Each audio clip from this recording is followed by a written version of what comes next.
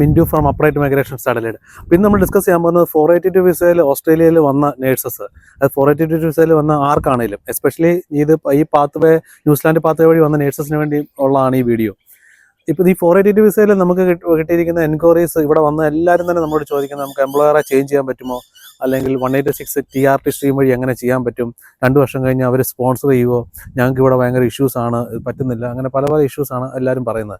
അപ്പം അങ്ങനെയുള്ളവർക്ക് വേണ്ടിയാണ് ഈ വീഡിയോയ്ക്കകത്ത് ഈ 7th December 2024 കഴിഞ്ഞ് വന്ന 482-ൻ്റെ ചേഞ്ചസ് എന്തൊക്കെയാണെന്നുള്ളത് ഈ വീഡിയോയ്ക്കകത്തുള്ള നമ്മൾ പറയും. അത് ഞാൻ പറയുന്നത് 7th December 2024 മുമ്പ് ഉണ്ടായിരുന്ന റൂളും ഇപ്പോഴത്തെ റൂളും.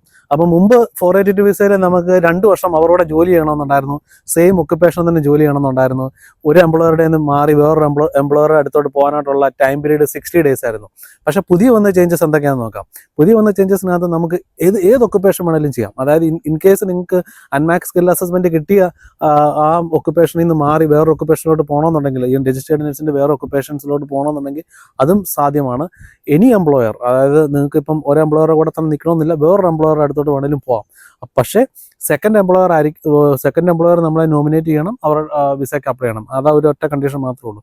പിന്നെ നമുക്ക് ഒരു എംപ്ലോയറുടെ അടുത്ത് നിന്ന് വേറൊരു എംപ്ലോയറുടെ അടുത്തോട്ട് പോകാനായിട്ടുള്ള ആ ഒരു ടൈം പീരീഡ് അത് 180 days ആക്കി, 6 മാസം ആക്കിയിട്ടുണ്ട്. അപ്പോൾ ഇതിൽ പരം എന്ത് വേണം?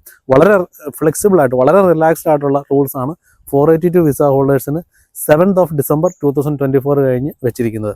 പിന്നെ നിങ്ങൾ ഈ 186 TRT സ്ട്രീമിലോട്ട് നിങ്ങൾ പോകുമ്പോൾ നിങ്ങൾക്ക് ടൈം ഓഫ് ആപ്ലിക്കേഷൻ ക്രൈറ്റീരിയ എന്ന് പറയുന്നത് ഇംഗ്ലീഷ് ലാംഗ്വേജ് റിക്വയർമെൻ്റ് ആണ്. അറിയാമല്ലോ, 482 ഇംഗ്ലീഷ് ലാംഗ്വേജ് റിക്വയർമെൻറ്റ് നിങ്ങൾക്ക് അറിയാമല്ലോ, അത് മാത്രമേ ഉള്ളൂ.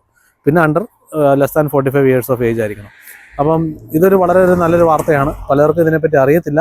എല്ലാവരും ഇവിടെ വന്നു കഴിഞ്ഞ് പല നേഴ്സസും ഇതിനെപ്പറ്റി ചോദിക്കുന്നു, ഞങ്ങൾക്ക് ഇവിടെ 482 വിസ വന്നു കഴിഞ്ഞാൽ ഞങ്ങളുടെ നെക്സ്റ്റ് സ്റ്റെപ്പ് എന്താണ്, എംപ്ലോയർ വഴി പോകണോ, എംപ്ലോയർ ഞങ്ങൾക്ക് PR തരുമോ, എംപ്ലോയർ സ്വിച്ച് ചെയ്യാൻ പറ്റുമോ, അതിനൊക്കെയുള്ള ഒരു മറുപടിയാണ് ഈ വീഡിയോയ്ക്കകത്ത് ഞാനിപ്പോൾ പറഞ്ഞിരിക്കുന്നത്. നിങ്ങൾക്ക് കൂടുതൽ ഡീറ്റെയിൽസ് നിങ്ങൾക്ക് അറിയണമെന്നുണ്ടെങ്കിൽ ഞങ്ങളെ സമീപിക്കുക. Upright migrations Adelaide and Kerala, Melbourne, മൂന്ന് ലൊക്കേഷനിലുണ്ട്. Thank you. നന്ദി, നമസ്കാരം.